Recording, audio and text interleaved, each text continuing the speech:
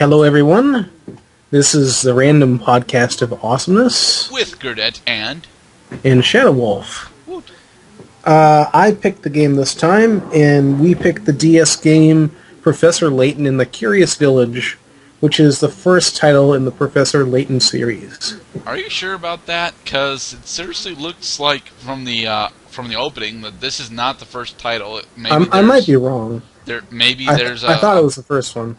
Maybe there's a book series or even a book series or even other games before this one, because this one did not act like the first one. Well, anyway, it's one of the titles in the Professor Layton series. Yes. Of the video game is actually the first one. I just did look. Okay. In this game, this is a puzzle-solving game. Stress on puzzle solving. Yes, lots of stress on puzzle solving. As you go through this game, you are Professor Layton and his, I want to say, pupil, Luke. Charming assistant. Yes, his charming assistant, Luke. Mm-hmm. And the game starts off. You get a letter from Lady Dahlia. In the town of Mystere. Yes. And she has you come to solve some problem that she has, and you don't find out what it is just yet. No, we know right from the get-go what it is, according to the intro. The master of the house passes away, and in his will he challenged the entire village of Mystere to find this mysterious golden apple that is supposedly hidden around the village. And in order to help locate it, Lady Dahlia calls upon the help of Professor Layton, who she read his exploits in a local newspaper. And it's up to him to solve the case. Him and Luke, yes. Now, for those of you who aren't familiar with Professor Layton, the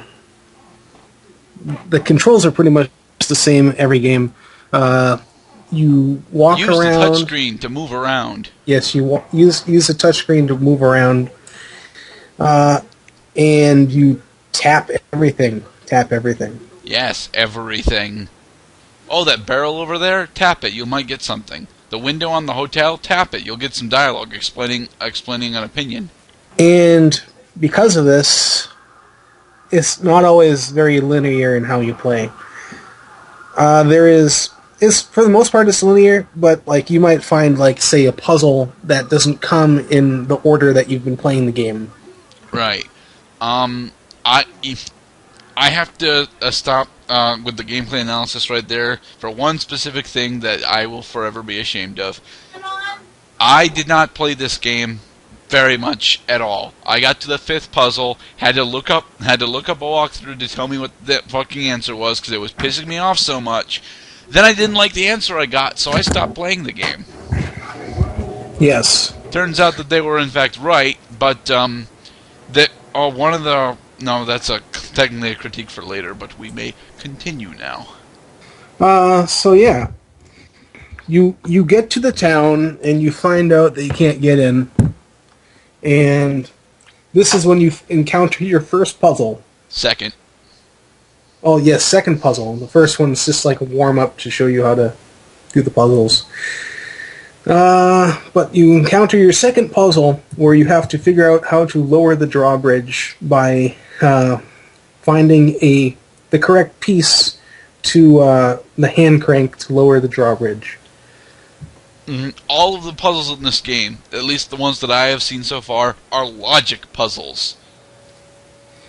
Yes, all of them, for the most part, are logic puzzles. And for those of us that are incredibly cryptic like myself, this is a double-edged sword. I like logic puzzles, but having them used against me hurts my pride and makes me feel very sad inside. Yes, if you are not very good at logic puzzles, like me, you are probably going to fail at this game very quickly and end up looking up the answers. Just like I did. Now, each puzzle you solve gives you, Picarats. yes, picarats. And those count towards, each time you solve a puzzle, the more picarats you've collected, you can get harder puzzles. Wait, you use Picarats to buy additional puzzles? No, you don't buy puzzles, but like the way I read it, how it was explained is you get the harder puzzles by getting more picarats. I might be wrong, but that's just something I read. So you unlock additional puzzles throughout the map. Right. Because the town of Mystere is actually pretty damn big. It is. And seeing as I only got to puzzle number 5, I didn't get to experience a lot of it, but even from the world map I could tell that, yeah, this is actually a pretty big town. The other thing is each puzzle has hints, and you can get up to 3 hints. By spending hint coins, which are also Yes. located throughout the map. By interacting with small innocuous objects. As we mentioned before, yes. Mm-hmm.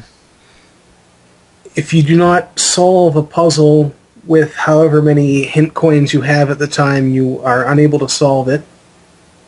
Unless you figure it out somehow. And you can't gain any more hints until you get more hint coins. Right. That's what I meant. So use your hint coins sparingly. Be warned, the first hint is almost totally useless. Most always, yes. Mm-hmm. Now, Gerdat actually commented to me a few days ago about this game, about the artwork.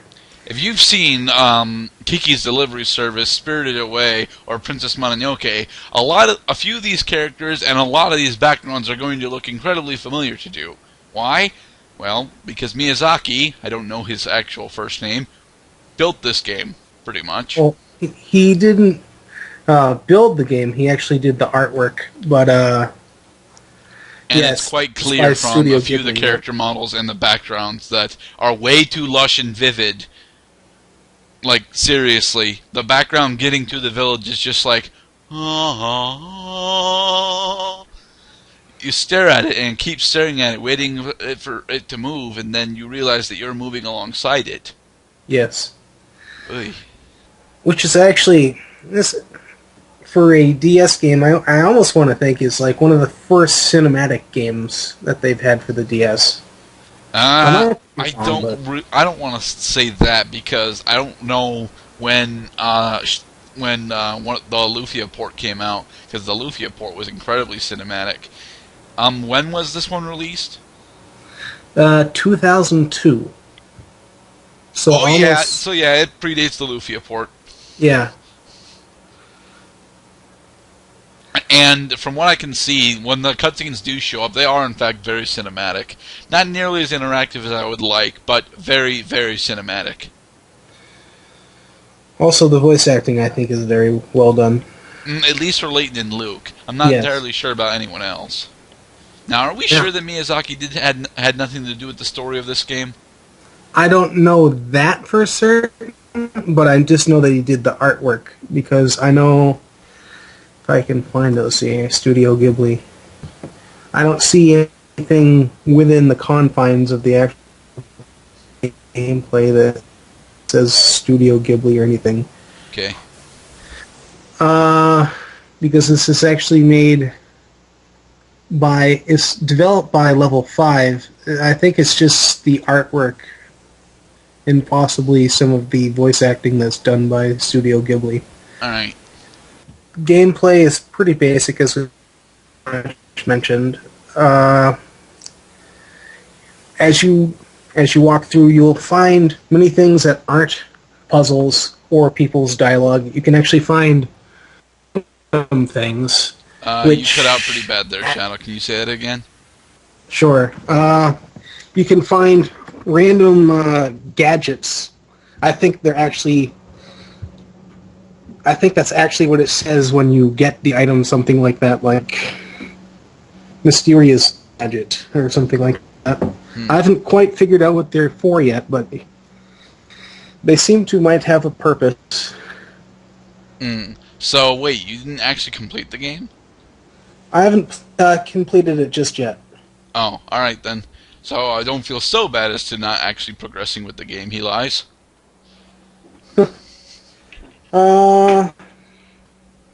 I've pretty much solved about 3/4 of the game.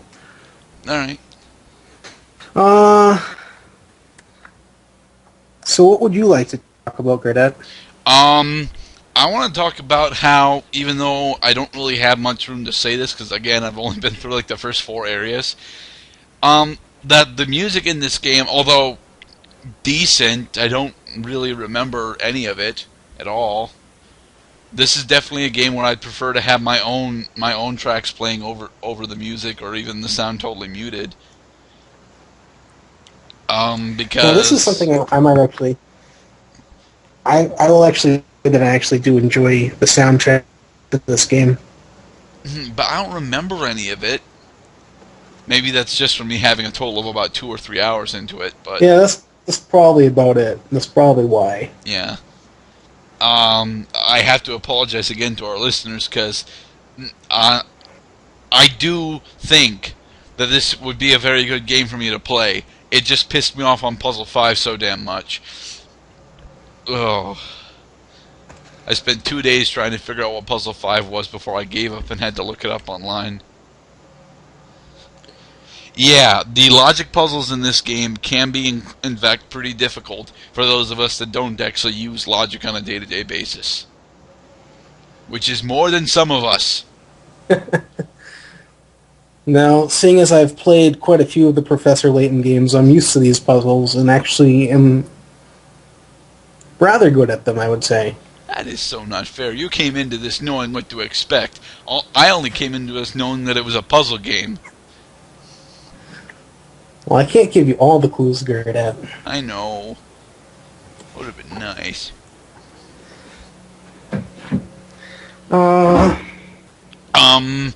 I also kind of want to talk about how the art style definitely feels Miyazaki, but we've already covered that. Right. But seriously, it feels way too much like Miyazaki.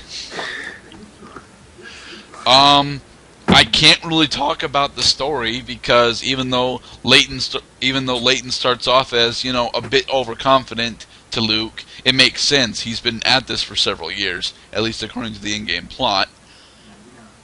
But Right. I haven't actually gotten far enough to have any of the story exposed to me.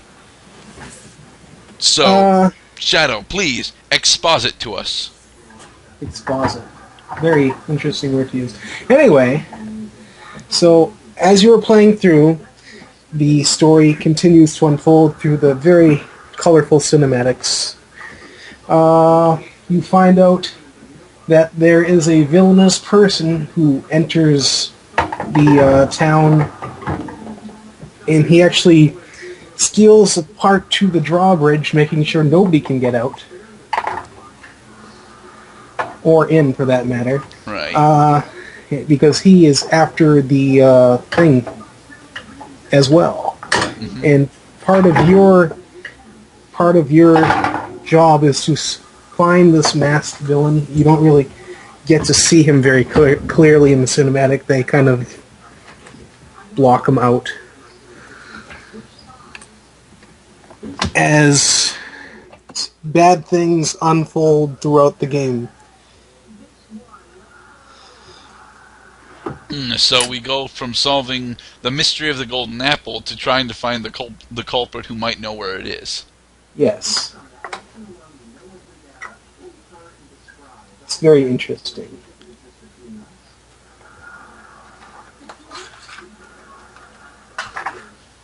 That pretty much says a lot about the game without spoiling too much. Right. Otherwise I feel like I'd be spoiling too much about the game.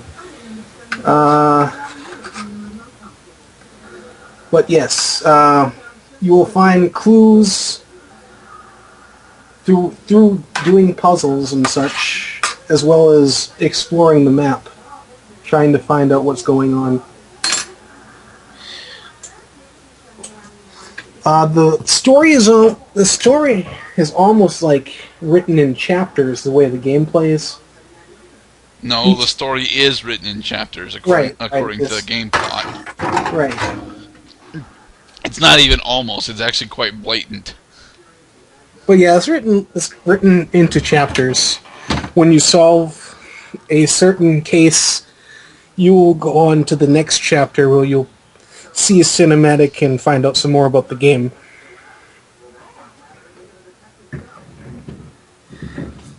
Which I think is very clever on their part. It's pretty much all I can say about the story without giving it away. Right.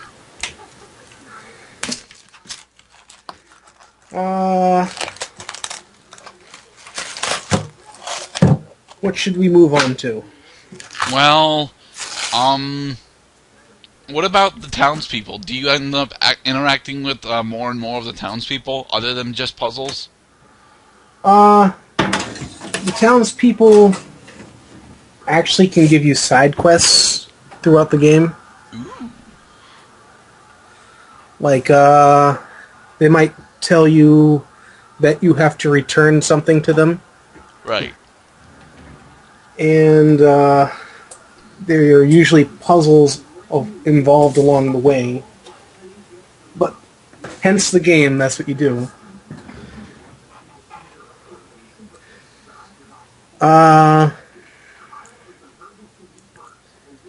You do get some backstory on some of the characters, and especially a few of the characters, one of which being the police chief. I believe he is a police chief or something along those lines.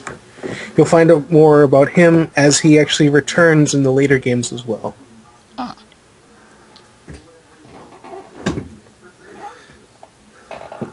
Ah. You can actually interact with several of the same characters many times throughout the game, so it's not just you talk to them once and never again. A lot of times you will talk to them again, and sometimes even with an additional puzzle from them. I was wondering about that because the guy that gives you the hint to start exploring around the town and interacting with objects, he doesn't have a puzzle right off the bat. Right. So. And actually, you do come back and you do get a puzzle from him later. Woot.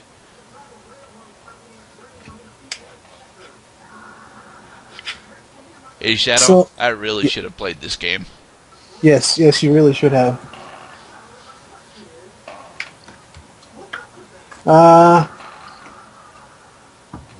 Because it feels like you're not able to. I can't really. I've said pretty much all the things that I really wanted to touch on. I think the graphical engine feels a bit too much like Miyazaki. It's a puzzle game focusing on logic puzzles that I am horrible at, and I don't find the soundtrack to be that memorable. Due to a graphical hiccup with how I was playing the game, I had a bit of difficulty navigating around the map. Not so much that it impeded my progress any, but another one of the early on puzzles I thought I was having graphical issues with, but then I wasn't when I actually did figure it out by, trial and error. Okay. By the way, that is definitely an exploitable thing in this game. If you really don't know how a puzzle is supposed to be solved, say before each individual puzzle, when you get it wrong the first time, reboot your system. It'll extend your gameplay time by probably anywhere between 5 to 10 hours, but you're pretty much guaranteed to have all of your carrots. Yes, that's very true. Or else, if you, I guess, are cheating, you save the time and all that stuff. Yes, but you shouldn't have to cheat. It's a You logic shouldn't have puzzle to cheat game. for this game. It's not really worth cheating for this game. Otherwise, it's just... Otherwise, you're just here for the really story the and not for the puzzles. Right. To be honest, Shadow, I do not think that this was a bad game to pick out.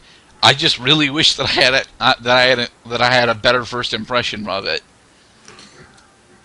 Yes, I think you would have liked it better if you got to play a little more. Right. But I spent the rest of the week and a half that I had trying my best to not play it. Oy. Of course, I understand you had other projects you were busy with as well. No, not really. I really didn't. The only other thing that I've been trying to do all week got canceled yesterday because one of the guys that I was going to do it with was having his birthday party instead. So, and it looks like unless I can Ninja U again tonight, I won't be able to do it for the rest of this weekend either. So. Are the peas ready? Okay. Well, I guess shame on you then, Gerdat. Yes. All of the shame. So, let's see here. How far in time are we actually then? We are about 20. We are almost 22 minutes in. Okay, well that's not too bad. Yeah. Okay, so you pretty much gave your thoughts on the game. I might as well give my thoughts on the game. I actually really enjoy this game. Very much so. Even though Gerdat doesn't really appreciate the graphics too much, that's actually one of the things I really like about this game.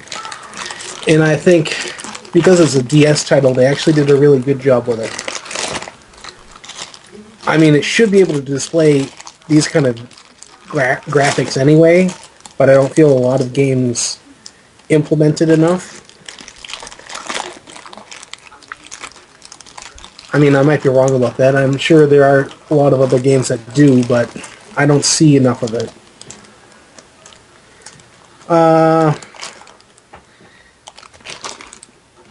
The audio, while it's not like the most memorable music, it is enjoyable.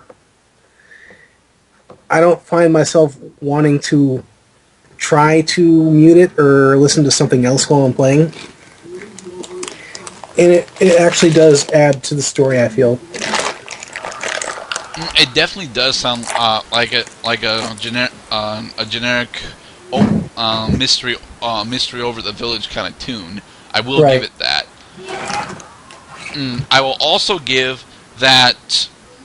I really think that the sound effect that happens when you get a puzzle right or wrong, those sound effects are incredibly powerful. Whenever I am so sure of an answer and I put it in and it's wrong, I'm like, "Grr! Why is it wrong? Explain this to me." And no, they don't. They give me a little, "Oh no, try again," and here's a small hint for you. But right, no, I think they do a good job with that as well. Whereas when you get a puzzle right, it's like yes, and there's this very nice, kind of loud, but very triumphant sound effect, and it even explains to you why your answer is correct, so that even if you were doing the trial and error method, you now know when that puzzle comes up again, right, what you're supposed to do for it. Which is actually a really nice thing about the game. I mean, you could go around just guessing, which doesn't really help, but it does help once you actually see the answer and how they explain it. Mm-hmm. I know on occasion I have guessed on a few and got it right.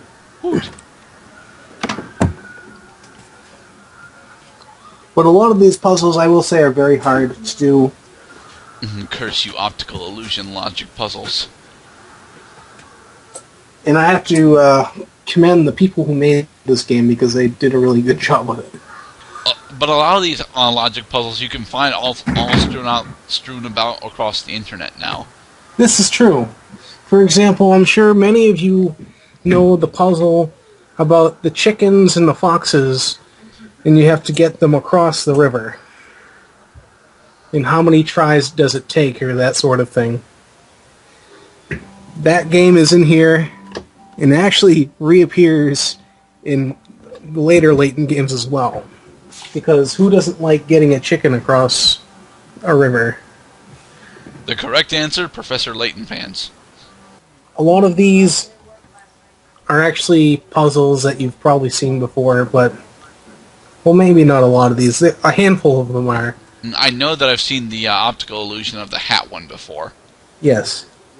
And the intro puzzle is one taken almost strictly out of the Highlights magazine. Yes, if you are familiar with Highlights magazine, you'll probably do well with a few of these puzzles. Mm-hmm. The voices I actually appreciate in this game for Luke and the Professor and all the additional voice actors that were actually included in this game. Although it's not, like, very important, you can actually go without hearing them because it does have the text at the bottom. And you can make it go by faster by just clicking and not listening. Right. But it is still kind of fun to watch. There is another thing that I'd like to bring up. If you do not do well on a puzzle, but you still manage to get it right, you can in fact do that puzzle again. Thanks to the there is a revisit puzzle option while in the game. I did not use this, and I don't know if any of the puzzles actually change at any point, if they become harder or not, but the puzzles themselves don't actually become harder. Okay. Well, that would be very, very interesting and sort of mean. And in addition to that, if you don't solve a puzzle, it actually goes to, I can't remember her name, but it goes to her house, and you can visit her at her house and actually pick up the puzzle again. Ah. So, if you do not solve a puzzle, go there, and she will assist you with getting that puzzle done. Well, not assist you with it, but... Hey, come up here! Alright, so then, do we want to give our final scores then? Yes, let's give our final scores in this game. Alright, I think I'll go first. Even though I did not actually, play this game that much, I will give my impressions score because I'm that conceited that I think I have the right to give an impression score based on the 2 hours that I played. I want to give this game a 6 out of 10. I find that the graphic style, while not appealing to me personally, is in fact very detailed. I find controlling around the map to be easy enough for those that can actually see their damn buttons like they can do, and I find the puzzles to be rather interesting takes on puzzles that I've seen throughout the internet and my life. I don't really like how these logic puzzles tend to laugh at me and tell me I'm doing it wrong, but that is me being an idiot. And yeah, I think that if you are an avid puzzle game viewer, as in a logic puzzle viewer, then you should go out and get a copy of this game, sit down and laugh at how much better at it you are than I am. Alright. Now, I will say that I've actually really got to enjoy this series after the long time of playing this series. And even though sometimes I might have to look up a puzzle online or whatever. Legasp, I know. Because there are a lot of hard puzzles in this game. I really enjoy the series and everything that it brings to the table. I'm going to have to give this 8 out of 10. Alright. Like I said, mine is a first impression score. If I bothered to sit down and actually ignore my rage, I could probably enjoy this quite a bit more. So any other thoughts we have, Mr. Shadow? I think that's everything, actually. Alright then. Well then, this has been Gurdette14 and this has been Shadow Wolf. With the random podcast of awesomeness. I hope you guys enjoyed this, even though I was quiet and piddling with my thumbs most of the damn time, waiting for Shadow to continue his explanation. Yeah, thanks for listening, guys. And until next time, have a great... Well, I don't know if you'll listen to it by then, but great Memorial Weekend. Be safe, everyone.